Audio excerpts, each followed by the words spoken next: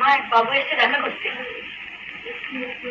বলেছে এখন আমি কারোর সঙ্গে দেখা করতে পারবো না। বলেছিলাম তো, কিন্তু বলছে কি এক জরুরি বলছি না এখন আমি সাত পাকে বাঁধা বলে কথা, সে কি এত সহজে ভোলা যায়? এসো না একটু গল্প সল্প করি। এখানে কেন এসেছো তুমি? কি করবো বলো? বিপদে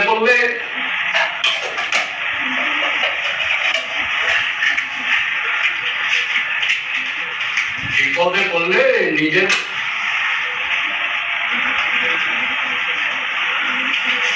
পরিবারের কাছে আসবো না তো আর কোথায় যাবো?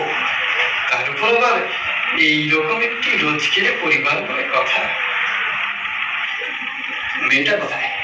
তাকে তো দেখছি না। তাকে একটু ডাকো, একটু আদর করে যাই। হাজারবার বলেছি তুমি আমার মেয়ের কথা তুলবে না। আমার মেয়ে এখানে নেই। সরিয়েছ?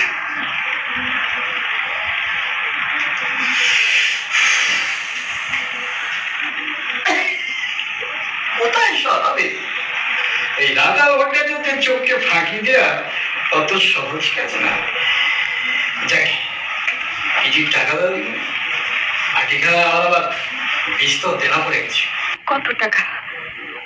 কত টাকা হলে তুমি আমাকে আর আমার মেয়েকে রেহাই দেবে বলো? তা শুনে তোমার কোনো লাভ হবে না। আর অত টাকা তুমি একবারে দিতেও পারবে না। তার থেকে এক কাজ করো না, মাসে মাসে কয়েকশো কোটি টাকা যদি আমার দিকে ছুঁয়ে দাও। মানে তুমি তো জানো মত মেয়ে মানুষের এসব আমার বেশি টাকা থাকলে খরচ হয়ে যায়। তোমার তো এখন টাকা ব্যাপার নেই, তাই এই মাসে মাসের ব্যাপারটা তোমাকে সুবিধেই হয়। কি বলো? আর আমাকেও রোজ রোজ কষ্ট করে এই পথ মারতে হবে না। তবে আর তোমার মেয়ে হবু বা হিজিকেও আমি আর বিরক্ত করতে আসবো না। এই না, করছে কি? তাকে কেউ ছুঁড়ে দেয়? এই আমি বলছিলাম।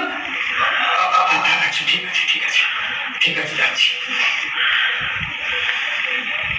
যদি